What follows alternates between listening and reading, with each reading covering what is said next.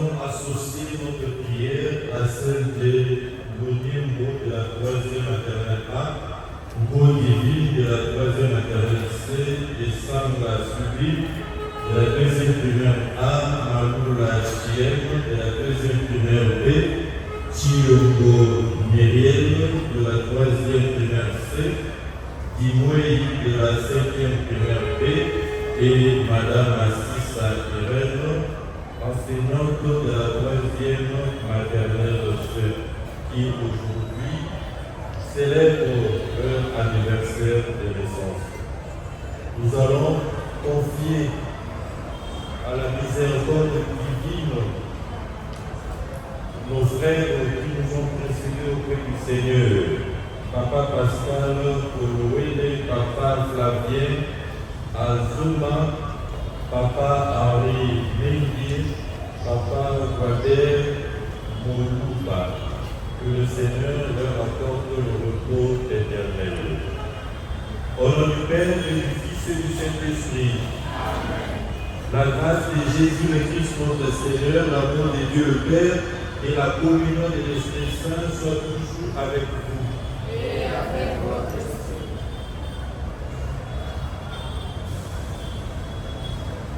Frères et sœurs, préparons-nous à célébrer le mystère de l'Eucharistie en reconnaissant que nous avons péché.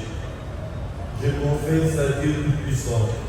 Je reconnais devant vous, frères et sœurs, que j'ai péché en pensée, en parole, par action et par omission. Oui, j'ai vraiment péché. C'est pourquoi je supplie la bienheureuse Vierge Marie, les anges et tous les saints, et vous aussi, frères et sœurs, et priez pour moi, le Seigneur notre Dieu. Que Dieu Tout-Puissant nous fasse miséricorde, qu'il nous pardonne nos péchés et nous conduise à la vie éternelle. Amen.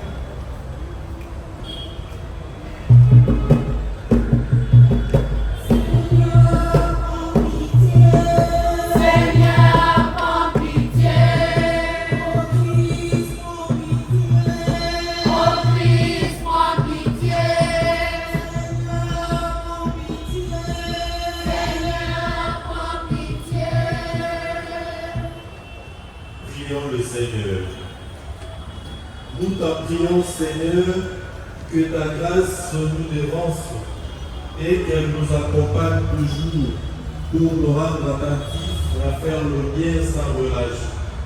Par Jésus-Christ, ton Fils, notre Seigneur, qui vit et règne avec toi dans l'unité du Saint-Esprit, Dieu pour le siècle des siècles.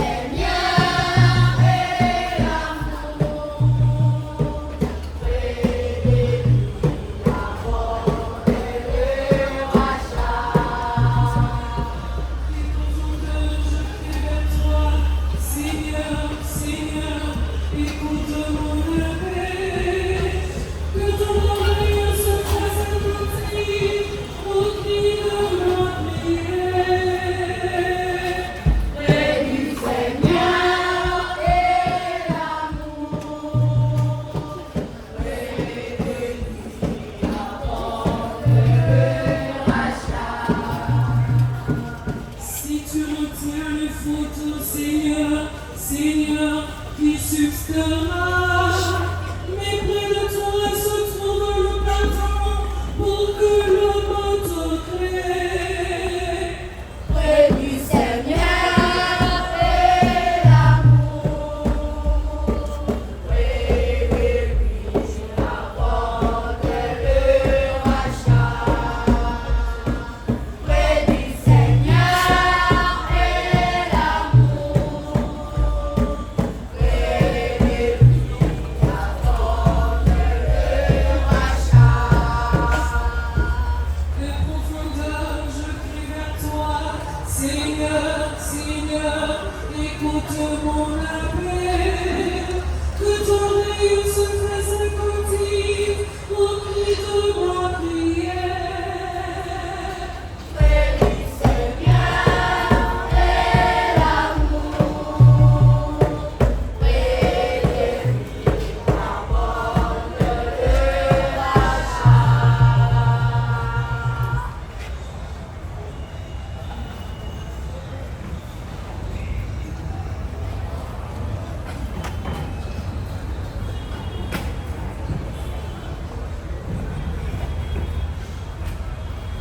Alléluia, Alléluia.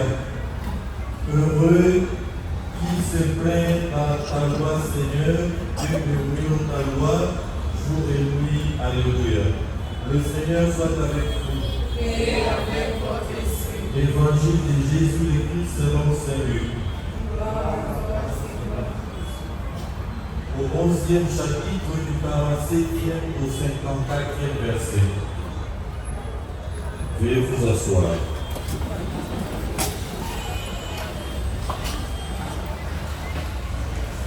Jésus disait au docteur de la loi, malheureux êtes-vous parce que vous bâtissez les tombeaux des prophètes alors que vos pères les ont tués. Ainsi, vous témoignez que vous approuvez les actes de vos pères, puisque eux, ils ont tué le prophète et vous, vous bâtissez leur tombeau. C'est pourquoi la sagesse de Dieu elle-même a dit, je leur enverrai des prophètes et des apôtres, ils tueront les uns et en persécuteront d'autres. Ainsi, cette génération devra rendre compte du sang de tout le prophète qui a été versé depuis la création du monde, depuis le sang d'Abel jusqu'au sang de Zacharie qui a péri entre l'autel et le sanctuaire. Oui, je vous le déclare, cette génération devra en rendre compte. Malheureux êtes-vous, docteurs de la loi, parce que vous avez enlevé la clé de la connaissance. Vous-même n'êtes pas entrés, et ceux qui essaient d'entrer, vous les en avez empêchés. Après que Jésus fit partie de là, les scribes et les pharisiens se mirent à lui en vouloir terriblement, et ils le harcelaient des questions. Ils étaient à la vue pour s'emparer d'une de ses paroles. Gloire et louange à toi, Seigneur Jésus.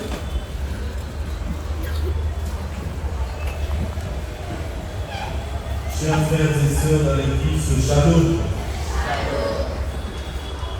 Aujourd'hui, notre méditation sera focalisée sur deux choses. Le prophétisme et le pharisaïsme. Le prophétisme. Qui est un prophète? Un prophète, en peu de mots, c'était par porte-parole de Dieu. Le prophète, c'est le porte-parole de Dieu. Un porte-parole, c'est celui qui parle au nom d'eux. Si je suis le porte-parole du président de la République, c'est-à-dire je parle au nom du président de la République. Je suis porte-parole de la première ministre, je je parle au nom de la première ministre. Je suis porte-parole du cardinal, je parle au nom du cardinal. C'est-à-dire les mots qui sortent de ma bouche ne sont pas miens, mais c'est plutôt le mot de celui qui m'a envoyé, qui m'a délégué, qui m'a choisi pour parler à son nom. Alors, les prophètes dans l'Ancien Testament, ils étaient appelés, c'est-à-dire choisis par Dieu et envoyés par lui. Dieu qui les avait choisis et les a envoyés. Il les a envoyés pour être ses porte-parole. Auprès de qui? D'abord auprès des rois, ceux qui conduisaient la société, ceux qui dirigeaient le pays. Et auprès de la société, auprès du peuple. Donc, le prophète est envoyé auprès des dirigeants et auprès du peuple. Le prophète avait 3 missions. Première mission, fonction plutôt, pas mission mais fonction. Première fonction, le prophète était appelé au renoncement. Tout prophète devait renoncer. Renoncer pourquoi? Parce qu'un prophète s'était consacré. C'est lui qui est désigné par la masse et mis à part. Le prophète était loin d'onction d'huile. Et c'est par là qu'il recevait sa mission officielle et publique. Tout le monde savait que telle personne est le prophète de Dieu, parce qu'il était loin d'onction d'huile. Et la mission qu'il exerçait, c'était une mission officielle. J'insiste, il était installé publiquement et la mission qu'il faisait, qu'il accomplissait, c'était une mission officielle. Parce que tout le monde savait que telle personne, il est le prophète de Dieu. Il ne s'improvisait pas. Le prophète ne se donnait pas la mission. Mais la mission était donnée au prophète par Dieu lui-même. Deuxième fonction, c'est que le prophète était appelé à annoncer. Qu'est-ce que le prophète était appelé à annoncer? Il était appelé à annoncer la parole de Dieu, parce que c'était par les paroles de Dieu. Il ne pouvait dire que ce qui venait de Dieu. Les paroles dites par Dieu, c'est ce que lui, il transmettait au peuple et au roi.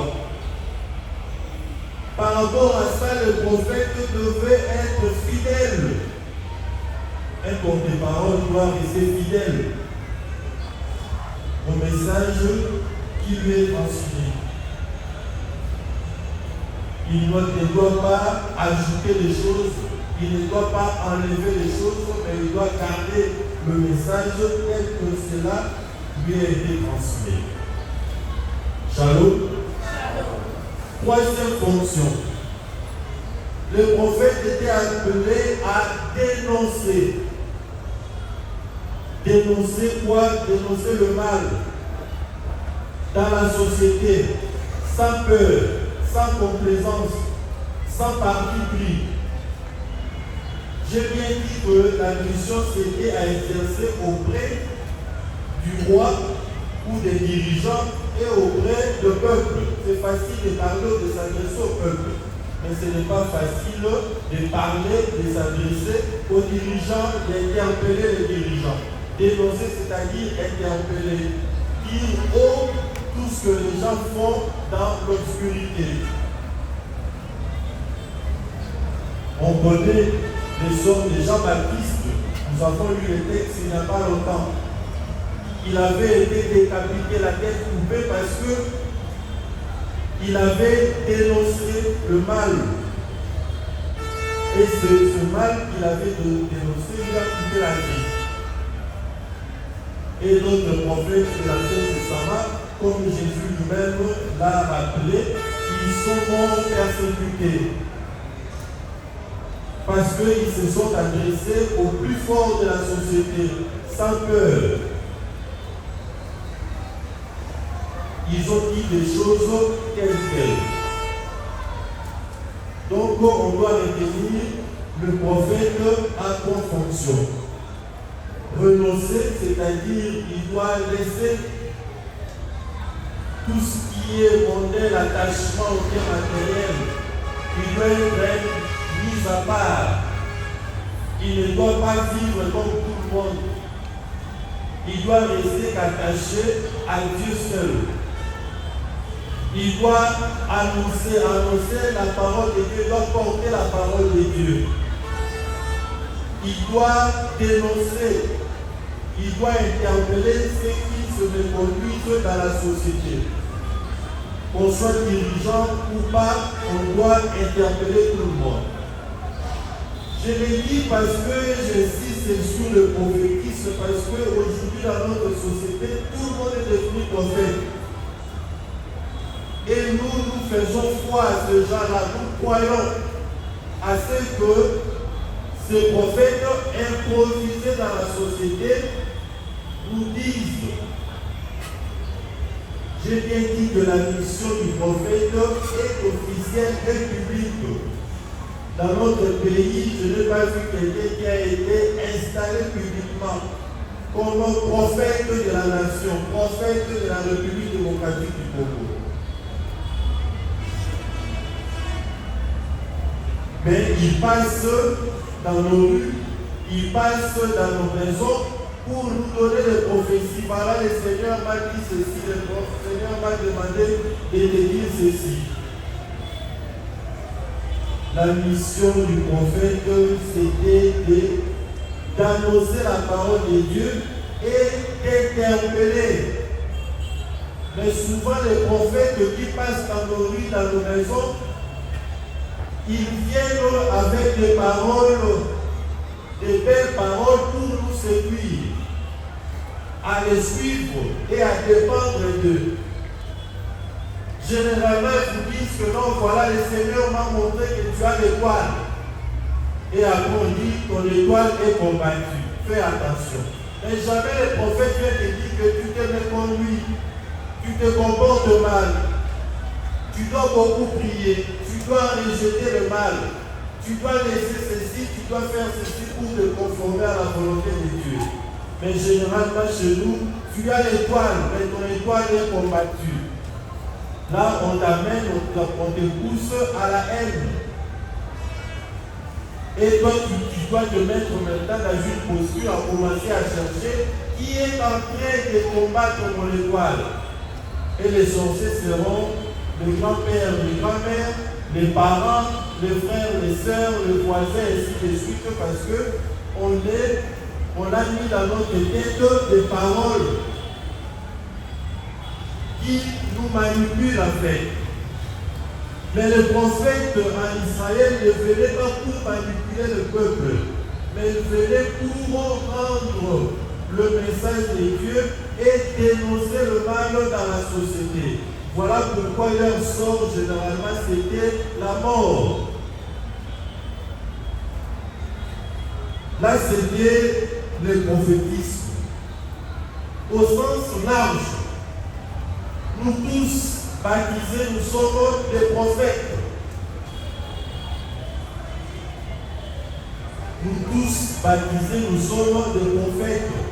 Parce que par le baptême, le jour de notre baptême, nous sommes loin d'onction d'huile. Comme les prophètes de l'Ancien Testament. Au sens large, tout celui qui est baptisé, il est prophète. Mais puisque nous sommes prophètes au sens large, nous sommes appelés à assurer et à assumer les trois fonctions d'un prophète. C'est-à-dire, nous sommes des consacrés, on doit vivre le renoncement, un baptisé, un enfant de Dieu ne doit pas être esclave de biens matériels. C'est pour cela le prêtre font le vœu de pauvreté. C'est-à-dire, je ne serai pas esclave du matériel. Je peux utiliser le matériel, mais non devenir esclave du matériel. C'est-à-dire, coûte que coûte, je dois avoir du matériel. Non. Si le Seigneur me donne, oui, je dois l'utiliser pour la gloire de Dieu. Mais comme un motif d'orgueil, de joie ou de jouissance, non. Le prophète est appelé à annoncer. Nous devons, même avec les amis, tout ça, partager des bonnes choses. Pas divulguer les mensonges, les mauvaises choses comme nous avons l'habitude de le faire, mais plutôt partager la parole de Dieu aux amis. Et puis dénoncer le mal. Avoir le courage de dénoncer le mal. Je suis toujours scandalisé quand on pose la question qui a fait ça, même à l'école maternelle, pas moi. Mais finalement, toute la classe dit pas moi, mais qui a jeté les papiers? Personne. Parce qu'on ne sait pas dénoncer le mal, on ne sait pas dire que c'est elle qui a fait ça. On demande qui a fait ça, pas moi. Tout le monde, pas moi. Les amis de maternelle, qui a fait ça, pas moi. Maintenant, les papiers sont arrivés là-bas pour moi. Les papiers à des pieds pour marcher arriver jusque là-bas. Il y a que l'homme qui puisse déplacer les papiers. Si un papier s'est déplacé, ça veut dire qu'il y a quelqu'un qui l'a déplacé. Alors, si lui-même ne sait pas s'assumer pour dire que c'est moi qui l'avais, nous avons le devoir de dire que c'est lui qui a jeté. C'est lui qui a fait quelque chose. C'est lui qui a fait le mal. C'est pour aider l'autre à pouvoir changer, comme ça demain ne le fera plus. Mais quand nous protégeons, nous gardons ceux qui font le mal, on ne sait pas les dénoncer, ils continuent dans le mal. Aujourd'hui, il commet des petits mal, demain il en commettra des grands. Et peut-être qu'il finira sa vie en prison. Ceux qui sont des grands voleurs aujourd'hui, qui sont en prison, ils n'ont pas commencé le même jour. C'était de petits actes répétitifs et généralement, et puis à fin de compte, ça devient des grands et ils en finissent mal. Deuxième chose, le pharisaïsme. Jésus s'attaque aux pharisiens. Parmi les pharisiens, il y avait des classes. Ceux qui avaient poussé les études plus loin, on les appelait les scribes ou les docteurs de la loi. Les pharisiens étaient des juifs qui se considéraient comme des pieux juifs, qui priaient beaucoup. Et ils avaient l'obligation de connaître la parole de Dieu, de bout en bout. Ils méditaient la parole de Dieu. Et ils avaient l'obligation de connaître tous les préceptes, la loi juive, par cœur. Ce n'était pas dit commandement comme aujourd'hui, parce que nous on en a que 10, mais nous avons du mal à méditer les 10 commandements. Mais les Juifs en avaient 613 préceptes. Et tout Juif était obligé de mémoriser et de mettre cela en pratique. Mais seulement que le comportement des pharisiens, leur connaissance et leur vie ne marchaient pas ensemble. Il y avait hiatus entre ce qu'ils disaient et ce qu'ils faisaient. Voilà pourquoi Jésus s'attaquait aux pharisiens de manière farouche. Parce que ce qu'ils disaient, ce qu'ils racontaient, ce n'est pas ce qu'ils faisaient dans la pratique. Et généralement, nous aussi, nous sommes comme des pharisiens, nous avons de belles paroles, de beaux discours. Nous savons bien parler, mais ce que nous disons, ce que nous demandons aux autres, généralement, ce n'est pas ce que nous faisons. Et nous sommes aussi quelque part des pharisiens. Alors aujourd'hui, le Seigneur s'attaque aux pharisiens parce qu'ils sont en train de copier le mal. Le mal de qui? De leurs parents. Il dit, vos parents ont tué les prophètes et vous venez bâtir les tombeaux pour les prophètes que vos parents ont tués. Et puis encore, vous dites que vous êtes héritier. Vous approuvez les actes de vos parents. C'est-à-dire qu'ils approuvent le fait que les parents ont tué les prophètes. Ils approuvent et eux font la même chose. Parce que même Jésus qui dénonce ce comportement, c'est aussi un prophète de Dieu. Il sera tué comme les prophètes de l'Ancien Testament. Il sera persécuté et mis à la croix. Alors, je voudrais insister sur le fait de pouvoir copier le mal ou se copier les bêtises. Nous sommes des jeunes, nous sommes des enfants. Il est grand temps que chacun de nous, chacun de vous puisse forger sa personnalité, forger sa maturité, forger le sens de responsabilité. Je pense que vous me suivez. Je pense que vous me suivez. C'est très important ce que je dis. La personnalité se forme, se forge. Quelqu'un qui a de la personnalité ne doit pas être suiviste. Quelqu'un qui est à la remorque des autres. Les amis disent alors qu'il demande, il part. Alors jeter les pierres là-bas sur la passerelle, il part. Alors toucher là-bas, il part. Donc il suit tout ce que les amis disent. Il n'a pas de personnalité. Même quand il n'a pas envie de faire, puisque les amis ont dit, lui doit aller. Ça c'est un manque de personnalité. Chacun doit avoir sa lignée de vie. On doit savoir que telle personne, lui, est comme ça. Et quand on me demande de décrire telle personne, je dois être à même de pouvoir décrire sa personnalité parce qu'on sait qu'il est comme ça. Nous avons des gens dans la société qui sont versatiles, qui ont des comportements vacillants. Ils vont dans tous les sens, on ne sait pas, mais finalement, qu'est-ce qu'il est? On ne sait pas les définir. Quelqu'un qui a la maturité, c'est celui qui sait dire non là où il faut dire non, c'est celui qui sait dire oui là où il faut dire oui. C'est ça la maturité. Pas dire non à tout, pas dire non plus oui à tout. Et puis les gens, oui, là, les appellent les pénales, oui. Quelqu'un qui dit oui à tout, il n'a jamais dit non, est capable de dire non. Quand il faut dire non, dis non. Et le Seigneur dit que ton non reste non. Quand il faut dire oui, dis oui.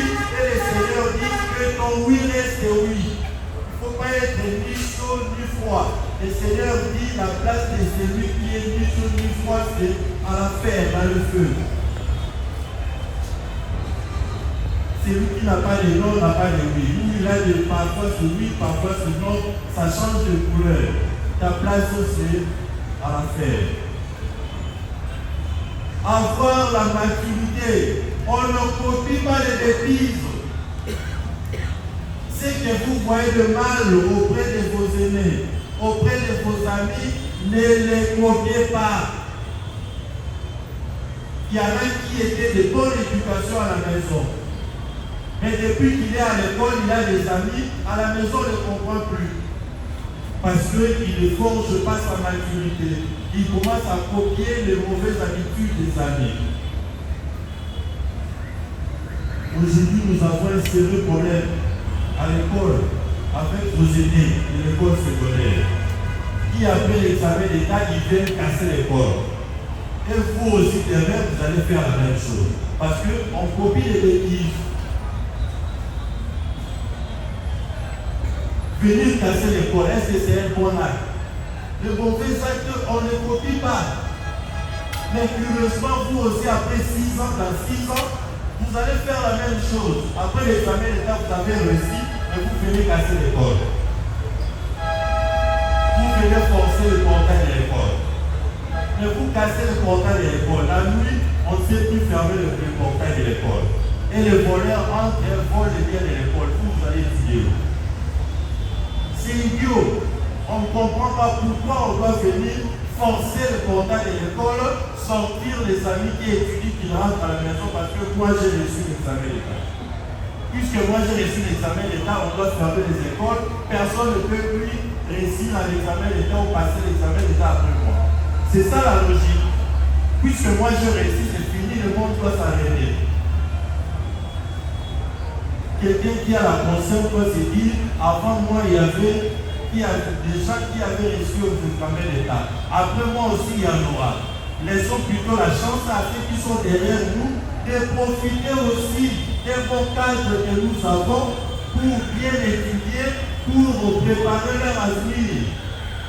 Et ils ont eu tout le temps de pouvoir préparer leur avenir en étudiant dans les bonnes conditions. Mais puisqu'ils sont partis, comme on le dit, après moi c'est le déluge, ils veulent détruire le bien pour que les autres ne puissent plus profiter à cela. Ce n'est pas charitable.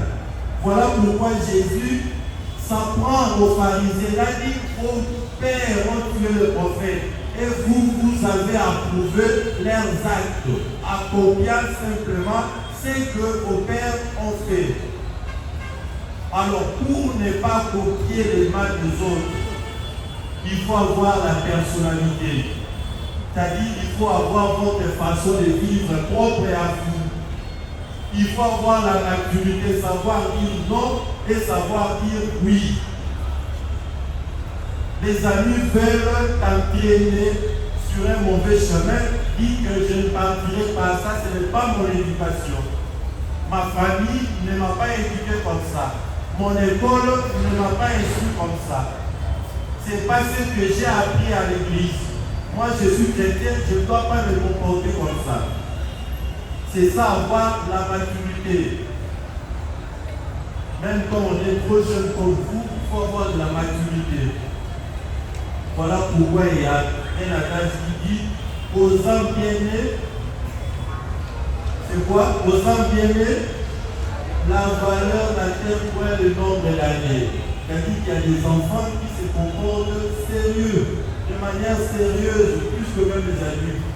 Mais aussi des adultes qui se comportent comme des petits enfants. Alors, une âme bien née ne peut pas se comporter de n'importe quoi, de n'importe quelle façon. Mais elle doit plutôt étonner les gens par sa façon de se comporter, par sa façon de faire. On dira que ce petit ici, il est comme un grand. Cette petite ici, elle est comme une grande. Parce qu'elle est préparée, elle a préparé son âme à des grandes choses. Et des responsabilités, des grandes responsabilités s'appellent aujourd'hui. Si tu veux être demain une référence à la société, c'est aujourd'hui qu'il faut être sérieux. Si tu veux être ministre demain, commence à prendre les petites choses aujourd'hui au sérieux. Si tu veux être président de la République demain, ça ne s'improvise pas. C'est aujourd'hui qu'il faut commencer. Si tu veux être pape demain, c'est aujourd'hui qu'il faut prendre les choses au sérieux. Ça ne s'improvise pas. Voilà pourquoi dans d'autres sociétés chez le blanc, quand quelqu'un est nommé ou promu dans des grandes fonctions, il y a un documentaire qui montre comment il est né, comment il a grandi. Vous allez voir qu'il y a une cohérence. C'est-à-dire que depuis son enfance, il s'était préparé à assumer les tâches que nous lui avons données aujourd'hui. Ce n'est pas comme chez nous où on dort, on se réveille, on est ministre, première fonction de la vie. Ministre, on n'a même pas été chef de classe, on n'a même pas été ministre à l'école primaire, mais directement on est ministre à la grande société, on n'a jamais assumé même une petite fonction dans la rue, dans les quartiers, tout ça, directement ministre. Les choses ne s'improvisent pas, voilà pourquoi les résultats sont toujours négatifs, parce qu'on n'avait pas été préparé à cela. J'ai été long et large, parce que je trouve que la parole de Dieu aujourd'hui, elle est très importante pour vous et pour moi-même. Parce qu'on doit à un certain moment de la vie apprendre les choses au sérieux. Aujourd'hui, notre société a besoin de révolutionnaires. Révolutionnaire, ça ne veut pas dire prendre les armes contre son pays, Mais révolutionnaire, c'est-à-dire que tout le monde fait le mal, moi je viendrai faire le bien là où tout le monde fait le mal. C'est ça la révolution. Tout le monde se trompe, moi je ne vais pas me tromper, je serai dans la vérité. C'est ça la révolution. Et je pense que nous qui étudions ici, avec tout ce que nous avons comme bagage, et que chacun de nous deviendra révolutionnaire dans la société, et finalement on pourra changer notre société aujourd'hui qui va dans tous les sens, et on ne sait même plus par quel sein se vouer. Et que le Seigneur nous bénisse et qu'il nous comble de ses grâces pour qu'un jour nous soyons les ceux-là qui vont sauver ce pays qui va à sa perte chaque jour. On perd l'espoir que ce pays finira par changer. Et notre espoir, c'est surtout la jeunesse. Être des révolutionnaires, changer les choses. Pas copier des bêtises, pas copier des mal. Ah, chez nous, on fait toujours comme ça. Ah, dans notre pays, c'est toujours comme ça. Non, non, pas ça. Ah, nous sommes à Tchang, c'est toujours comme ça. Non, non, non. Il faut dire non aux mauvaises pratiques. Et se comporter de manière objective et vraie pour que un jour nous puissions entraîner les autres et finalement nous allons entraîner tout le monde et tout notre pays, notre église vont pouvoir changer. Amen. Amen.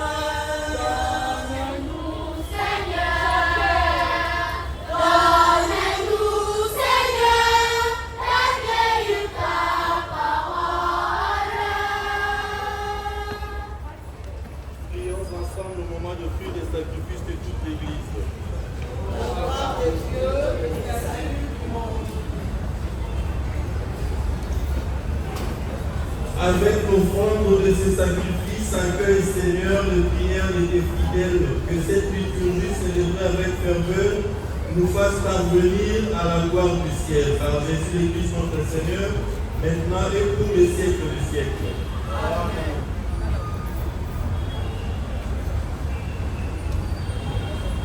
Le Seigneur soit avec vous. Élevons notre cœur. Rendons grâce au Seigneur notre Dieu. Cela est juste bon. Vraiment, Père très saint, il est juste bon pour ta gloire et notre salut.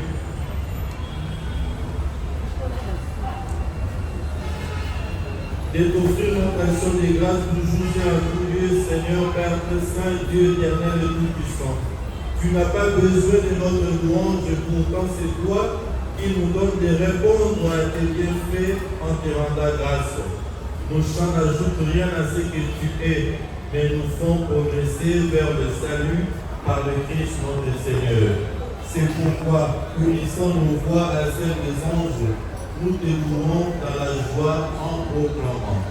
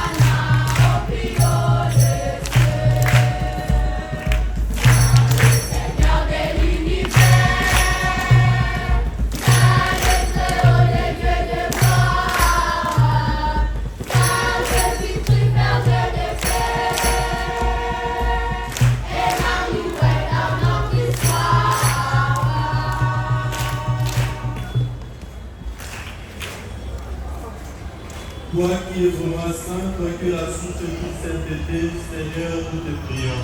Sanctifie ces offrandes en répandant sur elles ton esprit, qu'elles deviennent pour nous le corps et le sang de Jésus le Christ notre Seigneur. Au moment d'être livré et d'entrer librement dans sa passion, il prit le pain, il rendit grâce, il le rompit et le donna à ses disciples en disant: prenez et mangez-en tous, ceci est mon corps livré pour vous.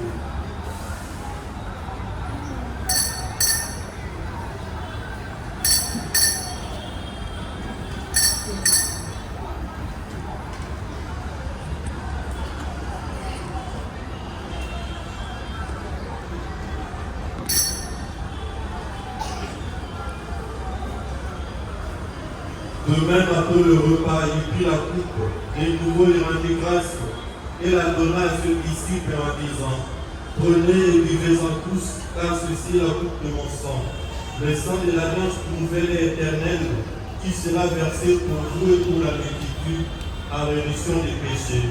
Vous ferez cela en mémoire de moi.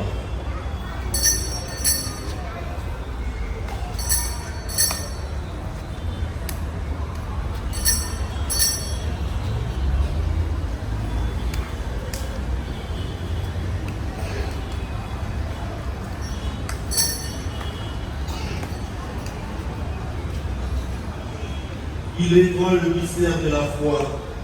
Nous annonçons ta mort, Seigneur Jésus. Nous proclamons ta résurrection. Nous attendons ta venue dans la gloire. En faisant ainsi mémoire de la mort et de la résurrection de ton Fils, nous t'offrons, Seigneur, le pain de la vie et la coupe du salut. Et nous te rendons grâce car tu nous as estimés dignes de nous tenir devant toi pour te servir. Humblement, nous te demandons qu'en ayant part au corps et au sang du Christ, nous soyons rassemblés par l'Esprit Saint en un seul corps.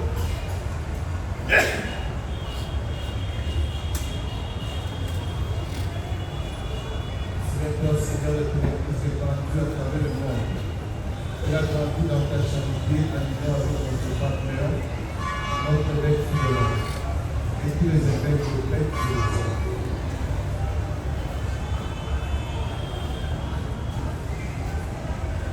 Souviens-toi aussi de nos frères et sœurs qui se sont endormis dans l'espérance de la résurrection. Et souviens-toi dans ta miséricorde de tous les défunts, accueille-le dans la lumière de ton visage. Sous nous tous enfants, nous implorons ta bonté.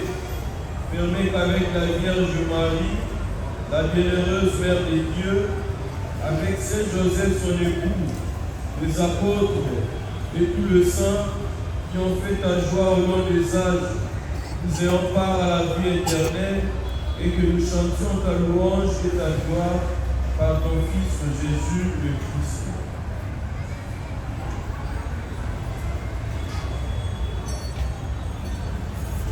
Par lui, avec lui et en lui, à toi Dieu le Père Tout-Puissant, dans l'unité du Saint-Esprit, tout honneur et toute gloire pour le siècle des siècles.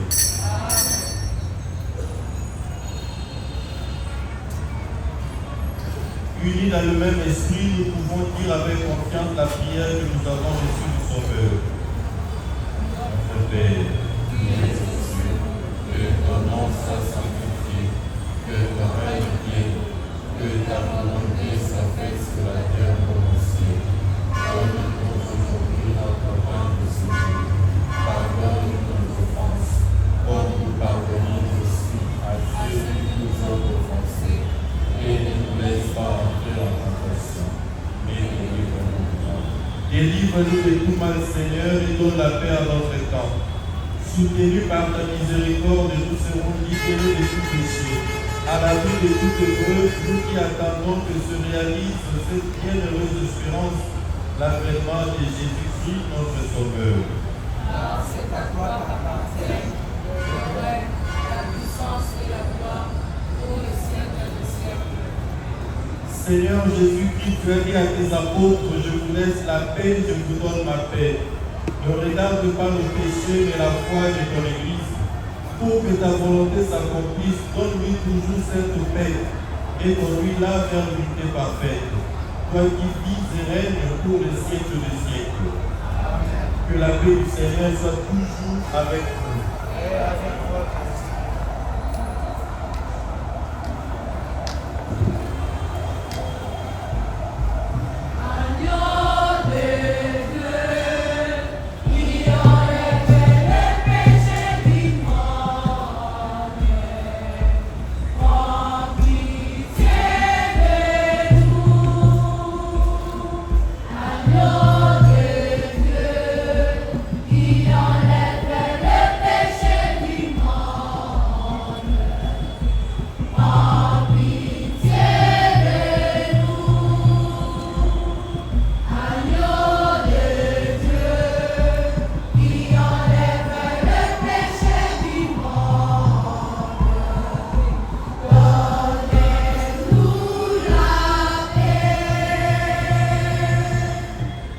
Voici l'agneau de Dieu, voici celui qui enlève les péchés du monde. Heureux les invités au repas des noces de l'agneau. Seigneur, je ne suis pas digne de te recevoir. Glissez-moi une parole et je suis guéri.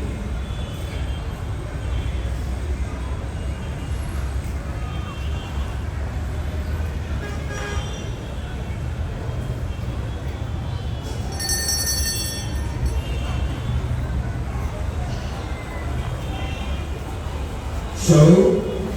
Shalom. Maintenant, la table du Seigneur est très bien préparée. D'un cœur consciencieux, approchons-nous pour y prendre part. Attention avec les petits enfants et les enseignants. Suivez-les très très bien. Shalom.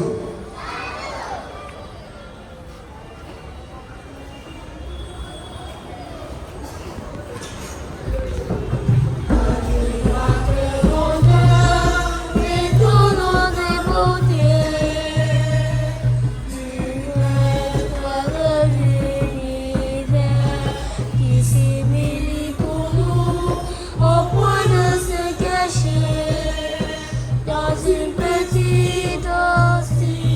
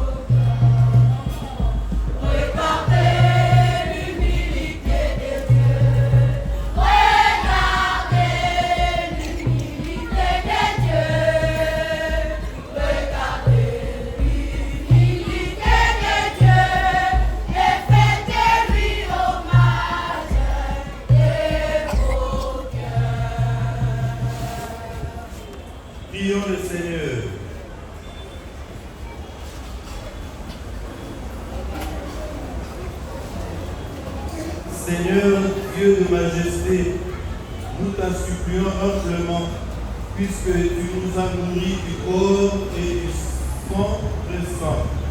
Rends-nous participants de la nature divine. Par Jésus le Christ, notre Seigneur, maintenant et pour le siècle des siècles.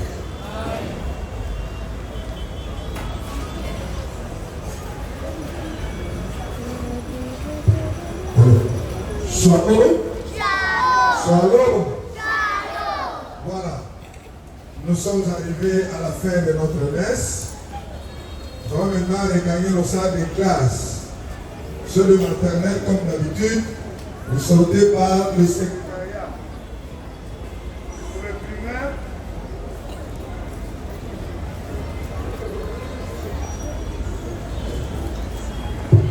Pour le primaire, nous commençons par ceux qui sont là derrière. C'est vous qui allez commencer à sortir. Nous qui sommes ici devant, nous resterons là-bas. Vous qui êtes assis sur les chaises bleues,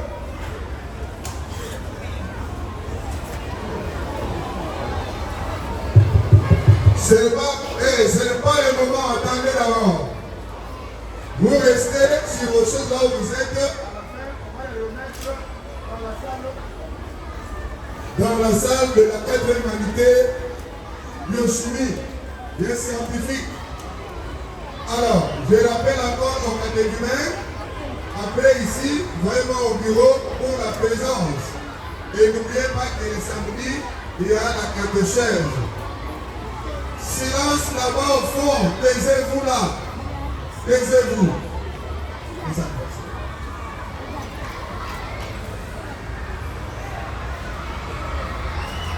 Nous allons appeler ceux qui fêtent leur anniversaire de naissance.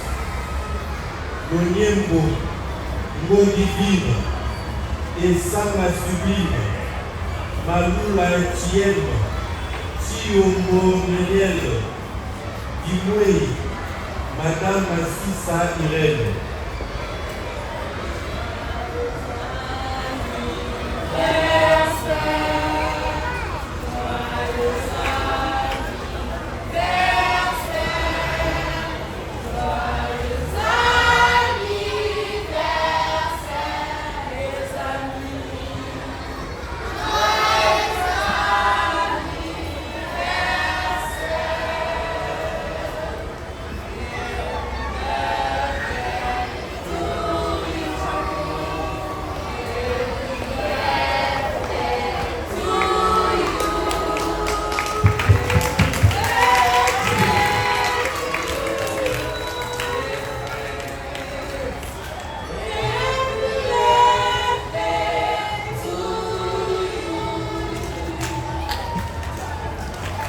Le Seigneur soit avec vous.